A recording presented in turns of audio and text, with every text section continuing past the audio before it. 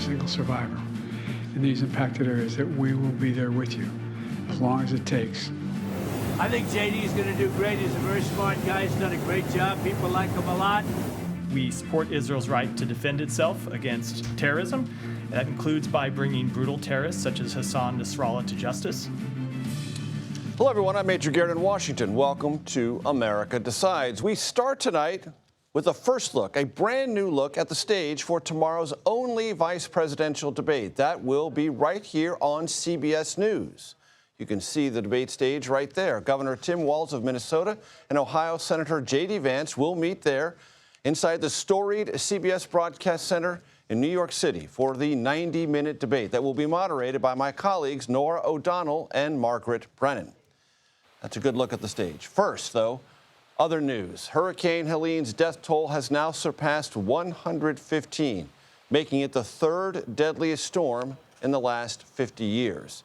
The Biden administration has pledged the federal government's full support and assistance. Vice President Harris cut short her West Coast swing for a FEMA briefing in Washington today. And the president says he will help storm survivors, quote, for as long as it takes. I want them to know we're not leaving until the job is done. I also want you to know I'm committed to traveling to the impacted areas as soon as possible. For his part, former President Trump spent today at an emergency command center in Georgia. He has, in various ways, criticized the Biden and Harris administration's response to the storm thus far. Scott McFarland joins us now from Valdosta, Georgia. Scott, what do you know? What have you seen? What can you share with us? The building behind me, a business that was ravaged by this hurricane, is representative of a lot of what you'd see if you toured downtown Valdosta right now. A beautiful, charming old city north of the Florida-Georgia line. Valdosta has no power through much of the city. The schools are closed this week. The businesses are shuttered. It's hard to find gas. It's hard to find food. Donald Trump came here today to say that he wanted to speak with the local officials, to say that he wanted to show his support, help mobilize some supplies. He was at the podium behind me today, quite brief and somewhat cryptic with his criticisms of the Biden administration's response. He alluded to that Governor Brian Kemp in Georgia couldn't reach President Biden on the phone. That was a false claim. Governor Kemp said he spoke with President Biden yesterday. He also said he's been urging Elon Musk to help provide that satellite system to help provide Wi-Fi here. FEMA's in the process of providing Wi-Fi here in Valdosta. But to a degree, Major, this was a campaign stop built for the photo op. They put a podium and a loudspeaker behind me, surrounded by the fallen bricks. But I'll tell you, having spoken to a number of the folks here in town, I didn't have strong feelings either way. More transcendent ambivalence about this visit among the victims still trying to get their footing in this city. Take a listen to one of them.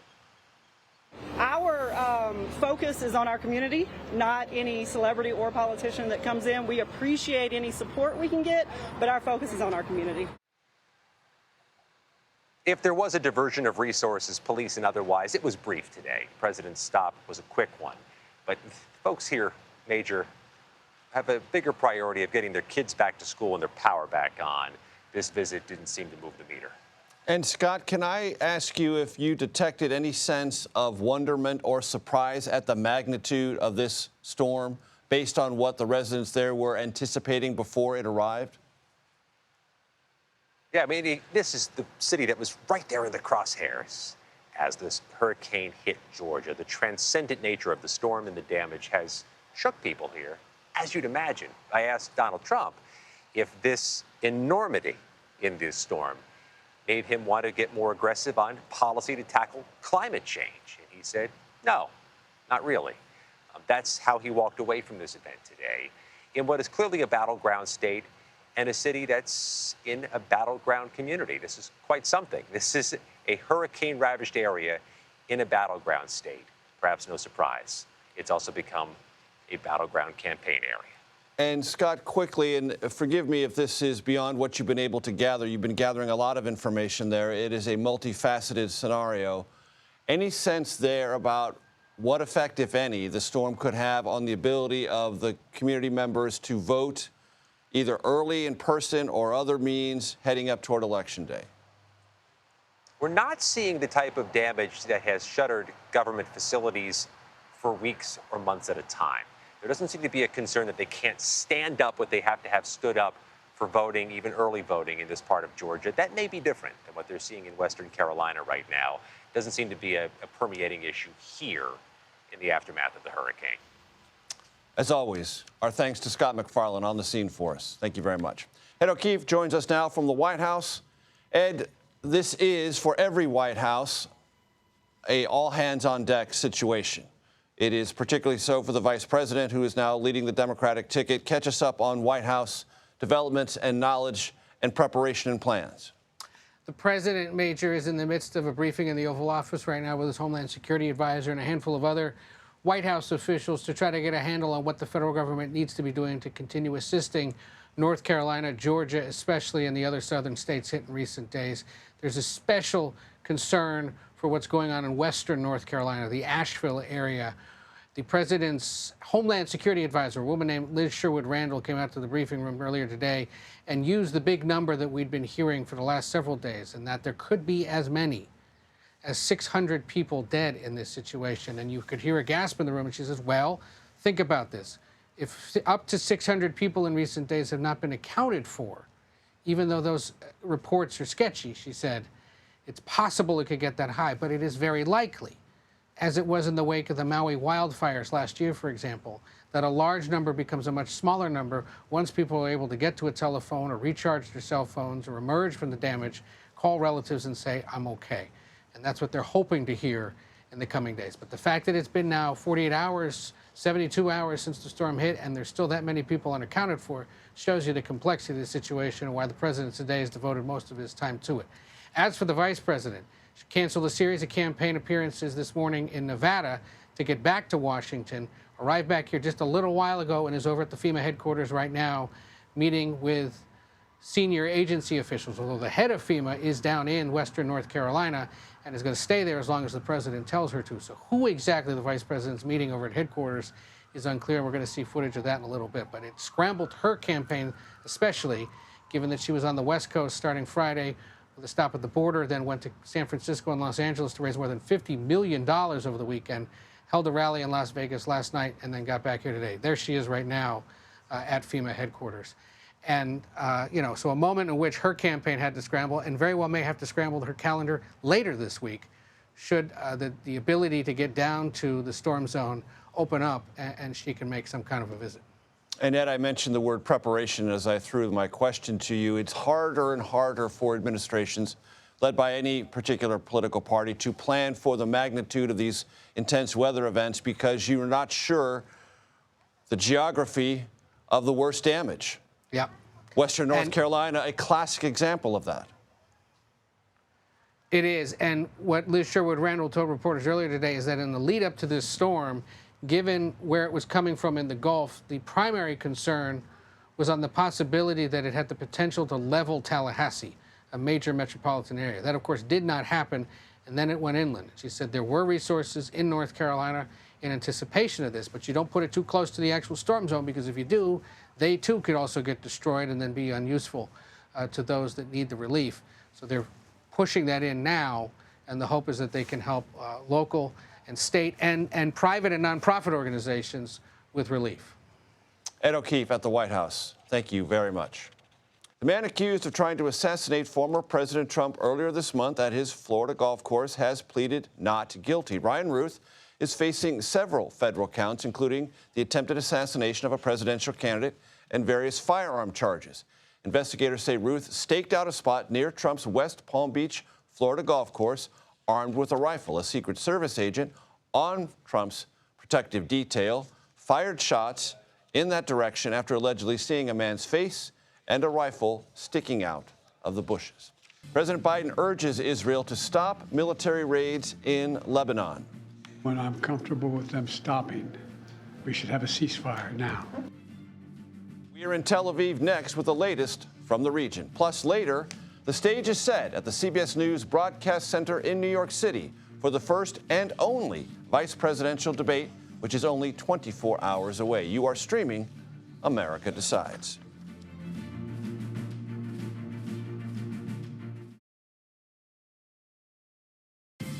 There is nowhere in the Middle East Israel cannot reach. There's nowhere we will not go to protect our people and protect our country. That was Israeli Prime Minister Benjamin Netanyahu's not-so-subtle warning directed toward Iran. The message coming 2 days after the Israeli military killed the leader of Iranian-backed Lebanese militant group Hezbollah. And as Israel launches ground operations inside Lebanon, CBS News foreign correspondent Chris Livesay is following all these developments and joins us now from Tel Aviv. Chris, the language of militarism is always a little bit fraught. What do ground raids mean? Is that an invasion? Is it something less than an invasion? What are you seeing? What is the Israeli military saying about what it's doing? That's right, Major. Well, we can confirm, CBS News can confirm that Israeli commandos are mounting limited incursions, that's limited cross-border raids into Lebanon ahead of an expected ground invasion of Lebanon. In fact, we were at a staging ground just south of the border with Lebanon where we could see armored bulldozers, tanks, armored vehicles of all sorts, virtually everything you would expect to see just before putting Israeli boots on the ground. And the goal of this military operation, as the Israelis have so far described it, is? Well, the mission is to push Hezbollah back far enough so that they can't continue to launch rockets like we've seen over the past 11-plus months into Israeli territory, displacing roughly 70,000 people. So the goal is to secure this area where all of those people have had to flee, and so that they can move back into their homes. It's been at tremendous cost to the Israeli government that's had to put up these people in hotels all across the country for almost a year now. Israeli Prime Minister Benjamin Netanyahu said recently, enough is enough. And Chris, the ground operations, which may be followed by a full-blown invasion, come after 7 Hezbollah commanders, including the very leader of Hezbollah, killed by Israeli airstrikes. In what ways do the Israeli military imagine that this ground operation, whatever they may become, happen at a time when the leadership of Hezbollah is, if not decapitated, more weakened than it's been in many, many years? Well, I think decapitated is indeed the right word. In fact, Hezbollah hasn't even been able to name a successor, perhaps because they're afraid of broadcasting to Israel exactly who they should target next. But just to give you an idea of just how devastating these blows have been, you know, we spoke to an Israeli rocket scientist today who was instrumental in building up Israel's own missile defenses. And he told us that right now Hezbollah can't even find people to man their own rockets because of not just the disarray at having the chain of command completely disrupted, but because of deterrence, because of fear. In fact, it's that element of deterrence that's been lacking from the Israeli perspective ever since the attacks of October 7th. In fact, you can just feel a real mood shift here in Israel, one that suggests Israel is finally no longer on the back foot, and that sense of deterrence has been restored here in the Middle East. Chris, can you summarize civilian casualties unrelated to Hezbollah in Lebanon? Well, in the last 24 hours alone, Lebanese health authorities say that 136 people have been killed. And that's in addition to the hundreds who have been killed and 1,000 wounded in the past 12 days alone, which have been dizzying. Ever since those pagers and walkie-talkies started exploding, falling with the targeted killings of the military leadership of Hezbollah, and that culminated in the assassination of the leader of Hezbollah himself, Hassan Nasrallah, on Friday. Chris Livesay in Tel Aviv, thank you very much. Coming up, we will speak with veteran diplomat Wendy Sherman, the former U.S. Deputy Secretary of State. She will weigh in next on the growing unrest in the Middle East. You are streaming America Decides. Welcome back to America Decides. We are, of course, following the latest developments from the Middle East, where Israel is in the early efforts of what it is calling limited ground operations in Lebanon. For some perspective on this, we can't cover every dimension of this particular situation, but to help us walk through some of them, I want to bring in Wendy Sherman. She served as the United States Deputy Secretary of State in the Biden administration Wendy and I have seen each other across podiums for many decades and various iterations of her service in the federal government, mine as a reporter. Wendy, it's good to have you with us. We'll get into some of the details in a minute, but for our audience's benefit, if you could, describe the magnitude of the events that have played out in the last week or so in the Middle East. I have read some comparisons to this having the shockwaves and reordering the geography and diplomatic calculations much as the 1967 war did. Do you see it in that light? I certainly think there has been an extraordinary set of events, ones that are very concerning and ones that are very important. There's no one who mourns, certainly among the Western world, the death of terrorists. And that's been an important accomplishment. At the same time, I think we all know that October 7th, 1 week from today, is the one-year anniversary of the invasion by Hamas of Israel. And we still have scores of hostages remaining in Gaza, and attention has turned toward, of course, Lebanon.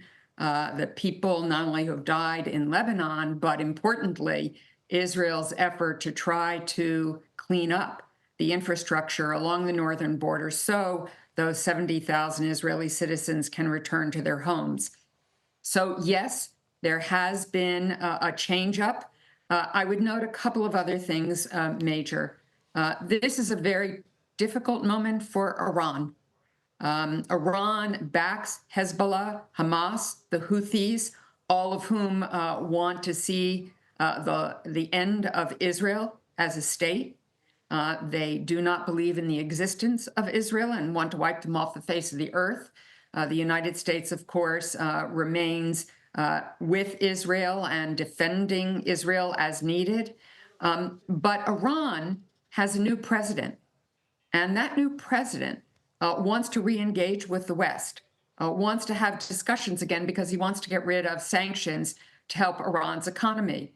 But on the other hand, the assassination of Nasrallah in Lebanon puts Iran in a difficult position because it really is saying that Israel is standing against Iran's most powerful militia. So Iran's going to have to decide whether, in fact, it's going to retaliate, how it's going to. So far, they're leaving it to Hezbollah with the whatever military capacity they have left, and they still have sufficient capacity left.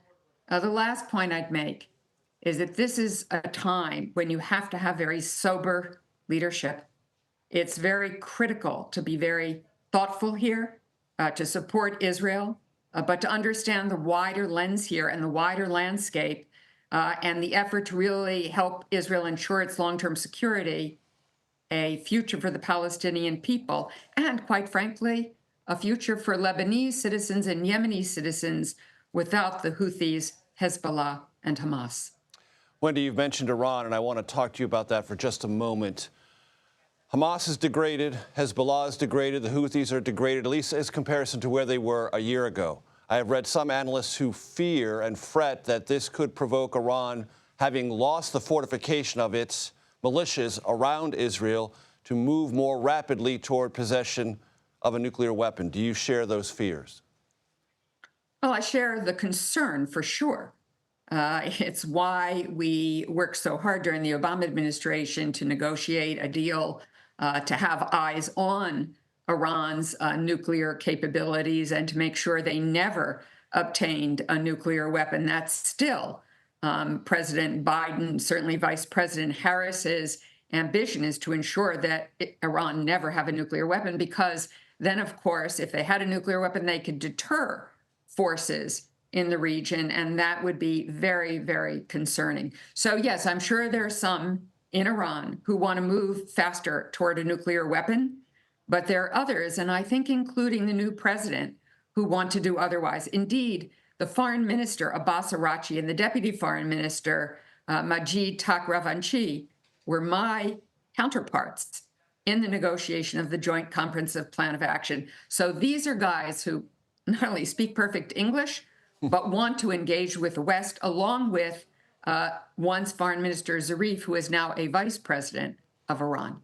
Wendy, I came across a provocative question from an analyst at the Center for Strategic and International Studies today, looking at Israel's strategic approach, not only in Gaza, but in Lebanon. And the question, provocatively phrased, is this: can Israel kill its way to victory? What do you think? I saw that as well, Major. And I think it is a concern in the sense that as one eliminates terrorists, what happens to the population around it? Are all the young people in Gaza who have been just overwhelmed with tragedy? Virtually every family knows someone who has died, if not entire families. And understandably, as Israel tries to protect its security after that brutal attack by Hamas nearly a year ago. But are all those young people now feeling that they too must fight against Israel, that they have no future and no hope? So I think that's why the Biden administration, I think that's why Vice President Harris have said to Israel, be thoughtful, be precise, do what you need to do to clean out the infrastructure along the border in Lebanon, do those incursions that are necessary, but take care not to move to a full-scale war. In about a minute, Wendy, and that's a very big burden. I apologize for that. What role can diplomacy play in the aftermath of this? Can the West come in with other nations in the region, rebuild Gaza, rebuild Lebanon, create governmental infrastructures that can be resilient and represent the people and not be menaced by terrorist clients overseeing them? I think it's possible. I think that there are now relationships between Arab countries and Israel that did not once exist. As you know, there is an ongoing negotiation that would include a number of elements allowing Saudi Arabia to recognize Israel, bringing them into the fold, into a regional support for Israel. But that regional support for Israel will be dependent on a Palestinian state being created to ensure the dignity of the Palestinian people.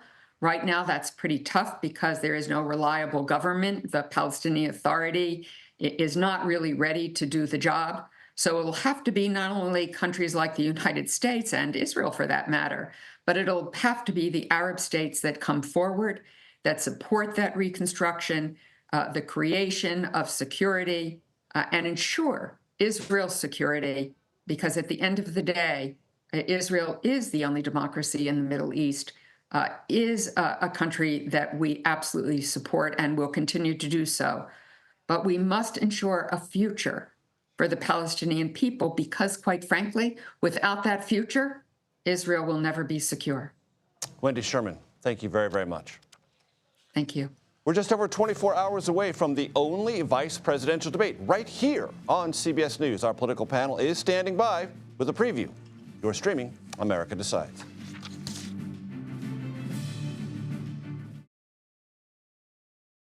JD and his extreme crew, they want to have a national abortion ban. They're not happy with people having to go to Illinois. They want people to get a passport and have to go to Canada. Welcome back to America Decides. That was 2 years ago. That was a senatorial debate between JD Vance and Democrat Tim Ryan. So what you just heard, would that be possibly coming attractions for tomorrow night's debate? Well, we're going to talk about that with our political panel. Joining me here at the table, Laura Davison and Graham Slattery. Laura is politics editor for Bloomberg. Graham is a national politics reporter for Reuters. Laura, starting with you, what are you expecting tomorrow night? So the first rule for both candidates is to do no harm. Exactly. That is really the goal for both of them to come out of this unscathed. For Walz, this is really his opportunity to introduce himself to the public. He was Minnesota governor. He did a lot there on the economic front, some things that Democrats have tried to do on the national scale but haven't succeeded, things like paid family leave and expansion of a child tax credit, things that are very popular with a broad swath of the voters. So expect that to come up. For Vance, he will really be playing to an audience of one. Trump, he was selected to be on this ticket because he is really good on TV. He does know how to debate, so he's going to need to live up to that. Graham, our CBS News polling shows those Republicans who identify themselves as MAGA Republicans like J.D. Vance on the ticket more than non-MAGA Republicans. Is he speaking in addition to the audience of one, which everyone in the Trump world does, speaking to the base, or is he trying to find some way to accomplish what has yet eluded him, which is to pick up swing voters and nominally attached Republicans? No, I don't think he's really going after swing voters, to be honest, at all. He's been an attack dog this entire campaign. Fire up the base, fire up the base, fire up the base. Not only that, but look, he does have some likability issues, but that's partially a function of the fact that his role in the campaign is to be an attack dog. And that's going to be what his role is going to be tomorrow night. You know, he's trying to poke holes in the narrative that Walz has been able to create for himself, which is that of a fundamentally nice, down-to-earth, upper Midwesterner that voters have found compelling so far. So he's trying to poke holes in that persona. I want to play for you something that the former president said over this weekend that got some attention, but I don't think got nearly as much attention as it deserved. Let's play it. Joe Biden became mentally impaired. Kamala was born that way. Okay, the audience loves that. That is political jousting, but it is also a comprehensive insult to anyone in America with a disability of any kind. I don't understand the politics of that. I don't understand the rationality of it. I don't understand the humanity of it. And yet, here it is, part of the national conversation. Laura? This is really a ramp up of the attacks on Harris's intelligence that we've seen. He's questioned her gender identity. He's questioned her racial identity. He's questioned, made lots of comments that are sexist, as well as questioned her intelligence. And this is why you see, over the weekend, after these comments came out, Trump's own allies, Lindsey Graham, Tom Emmer, all said, look, this is not the kind of thing that we should be doing. However, Trump a rare hot stove moment for Trumpist Republicans. Ouch, that's even a little too much for us, Graham. Well, I mean, if you talk to his allies privately as well as publicly, if they lose in November, it'll be because of comments like this. You know, this is the weak point for his campaign. You know, at the same time, we're a few weeks out from the election, and there's a lot of people in Trump world who have sort of resigned themselves to this and said, you know, we tried to change Trump many times over the past 9 years. This is what we got, and we have to hope for the best. Tomorrow night, do you expect reproductive rights to be a substantial part of the conversation, Laura, or a less substantial part of the conversation? It has to be at least some part of the conversation. Sure, it has Both to be of some, them right. have had sort of their own brushes with sort of reproductive rights controversies. One on Vance's side, he's gotten a little bit ahead of his boss on various occasions, saying, right, calling for a national abortion ban. This is an issue where the Republican ticket has the least trust among voters, really compared to any other issue. So again, this is, he needs to stay vague and, this do no harm. Trump has been all across the board and really just not wanting to talk about this issue. It's also possible that Walz could be asked about IVF. He ran into a little bit of controversy on saying that he and his wife used IVF to conceive a child. It wasn't exactly IVF. It was another fertility treatment, but that's, sort of been a little bit of a stain on his record. And for this issue, Graham, in the swing states, but the nation broadly, it's our first presidential campaign since Roe versus Wade was overturned. That seems to me to be the biggest X factor we're all trying to assess. We can't assess it until the votes start being tabulated, but it seems like a very big X factor out there. Yeah, it's a big X factor, and it's a big liability if you're Vance or the Trump campaign in general.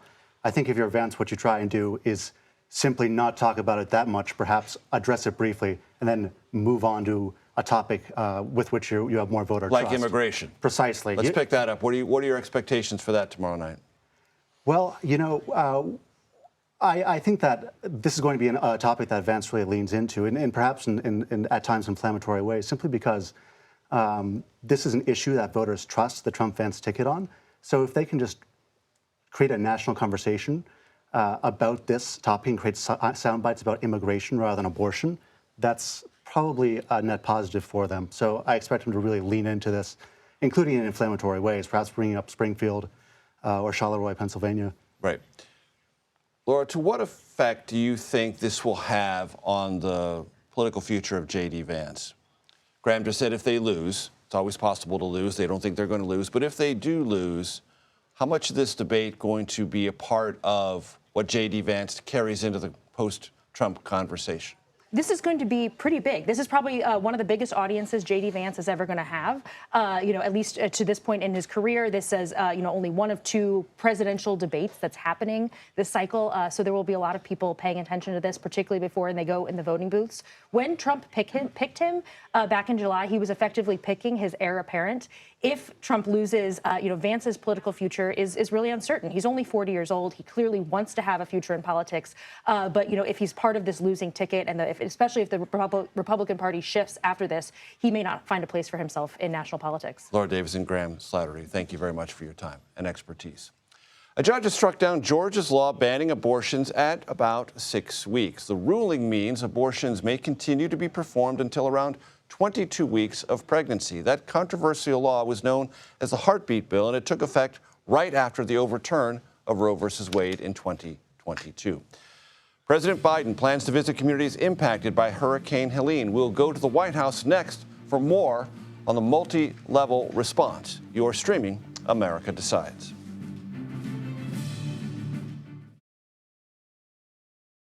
I'm here to tell every single survivor in these impacted areas that we will be there with you as long as it takes.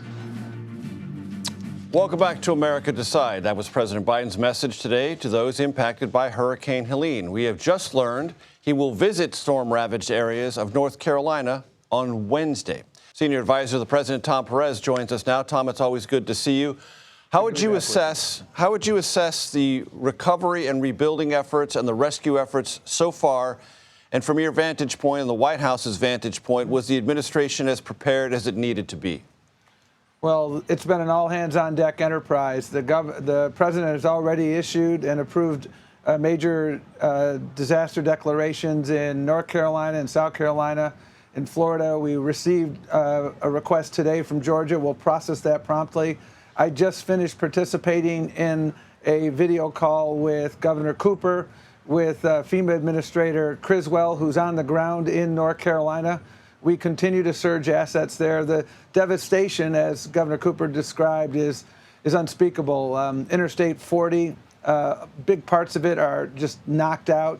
And we have really an all-hands-on-deck approach. We've got Department of Defense involved. We've got the Army Corps of Engineers. We've got FEMA, obviously. We've got National Guard people from literally 34 states who are coming in. We've got tens of thousands of line people who are restoring power. And we're continuing to address the challenges, in particular in western North Carolina, that we were talking about.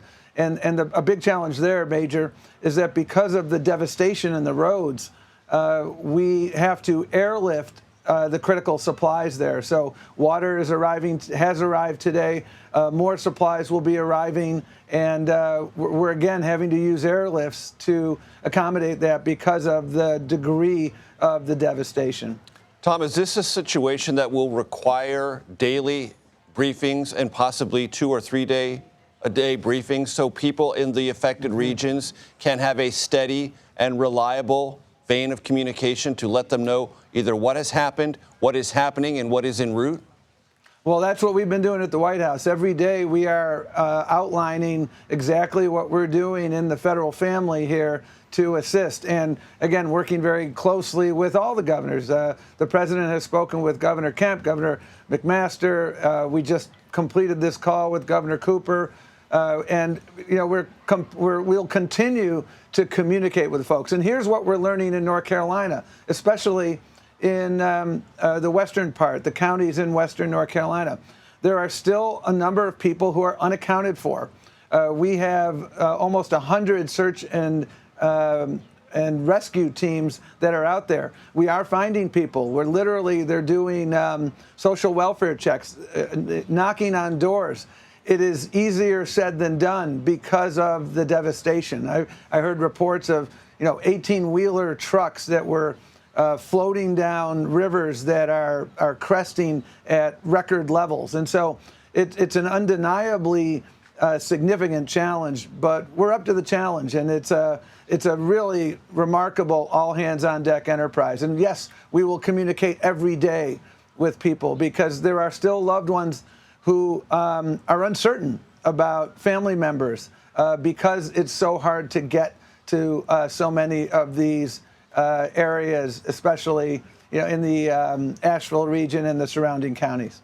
Tom, Ed O'Keefe, my colleague, communicated something to our audience earlier in the show about a gasp that went up in the briefing room today when Liz Sherwood-Randall, the president's Homeland Security advisor, mentioned a number in relationship to what you just described, those unaccounted for. 600. And he also mentioned that there was a very high number of unaccounted for after the Maui Lahaina fires, but that number in the end turned out to be smaller. That's the effort being waged that you just described. Yeah. Search and rescue to try to find where these people are and learn their status.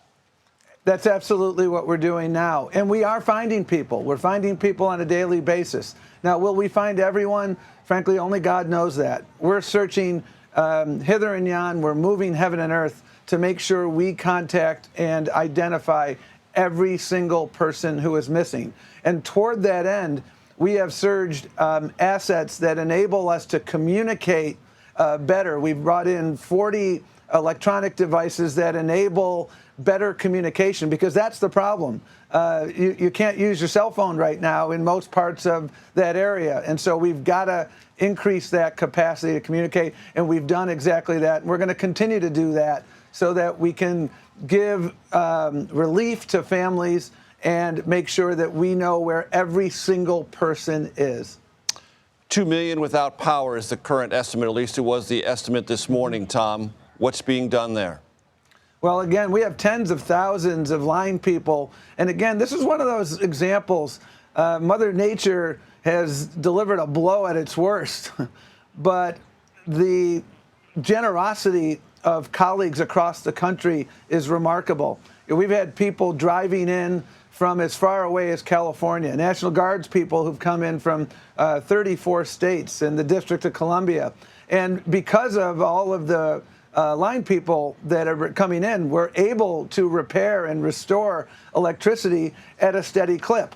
But again, we're climbing a steep mountain. There are many, many people who are out of power, not only in North Carolina, but still in Georgia. I was on the phone today with mayors down in Georgia, and we're not out of the woods there yet. We still have to make sure we restore power there. And again, Governor Cooper and Administrator Criswell and the president had a really productive meeting today. And the reason she's in North Carolina is because she's going to be there for a few days, because we really are surging as many assets as possible there. The Asheville airport is taking in a number of cargo planes that will enable us to bring in water, food, other supplies for people, and then we will move from there. A multifaceted effort indeed. Tom Perez, thank you very much. The CBS Broadcast Center in New York is dressed up mighty fine for the only vice presidential debate. So how do voters feel about Tim Walz and JD Vance? We have new polling on that very question next, right here on America Decides. Tim Walz plays the part of this folksy, ag-friendly outdoorsman when you first meet him, and he's got these smiles. He's likable until you start to get to know Tim. Welcome back to America Decides. That was Republican Congressman Tom Emmer of Minnesota, who played Minnesota Governor Tim Walz and Senator JD Vance's debate prep. We have a new poll on how voters see the stakes of tomorrow night's matchup on CBS News. Speaking of CBS News, our Executive Director of Elections and Surveys, Anthony Salvanto, joins us now. Anthony, take it away. Hey there, Major. So, look, setting up the preview of this, you want to know, what are people looking for in this debate and in these candidates? So let me show you. First of all, they're very much looking to see if they can learn something about the candidates.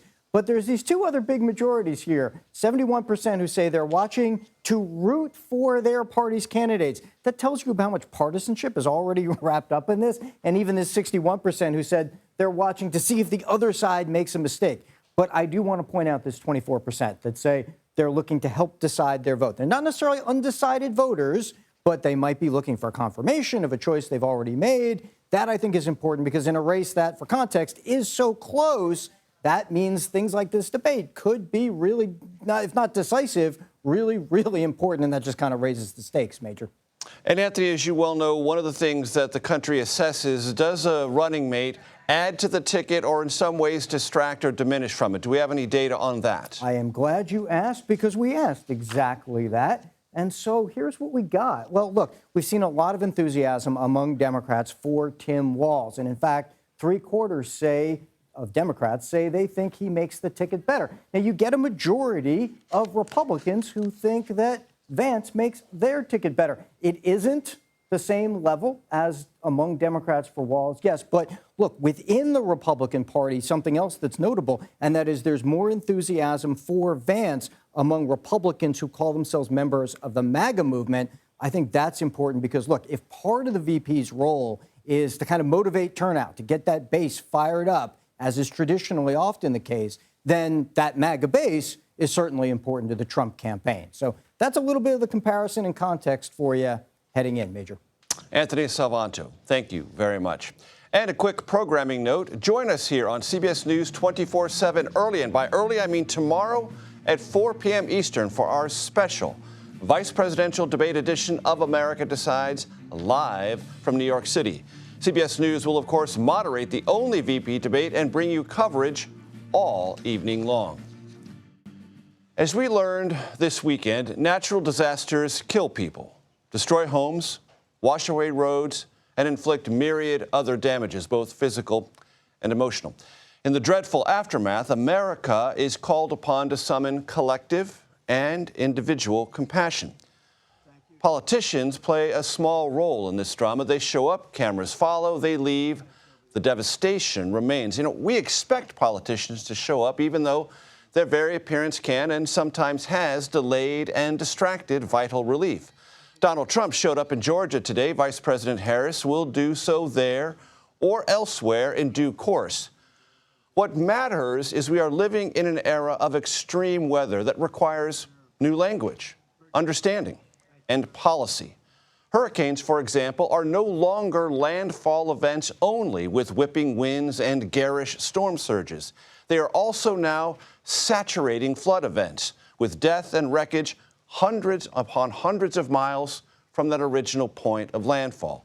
Helene-related deaths in Georgia, for example, were 3 times higher than in Florida. In North Carolina, they were twice that of Florida. The federal government, you might be interested to know, now uses new terms to describe weather catastrophes. One is slow onset. That's a drought or rising sea levels. Another, compound disasters. That's Helene, a hurricane with wind and storm surge and damage inflicted by prolonged downpours, power outages, and road destruction. And then there's cascading events, mudslides after heavy rains, or as the result of heavy rains that come after wildfires, or livestock deaths that occur after prolonged droughts or freezes. In our country, $1 billion storm used to be unusual. For example, we had 3 each year in the decade of the 1980s. 3 on average, every year in the 80s. Last year, we had 28 separate billion-dollar weather disasters. It's important to underscore this. Rural America has suffered disproportionately. In rural America, wages are comparatively lower, infrastructure more brittle, and the resources with which to rebound less plentiful. A Federal Reserve study this year found 20% of our country had been financially battered by a severe weather event. Weather danger and damage deepen a sense of helplessness, and that can fuel political resentment and cynicism. Lost lives, lost property, ruined infrastructure, gnarled futures. These are very big topics, and they provoke lots of questions. How to plan, how to ensure, how to make rural America more resilient, how to speed relief, how to get the power back on faster, how to mobilize and therefore minimize suffering. And yet, these hows somehow escape the made-for-TV political gesturing, but they endure just as the damage endures. That does it for today. The Daily Report with John Dickerson starts right now.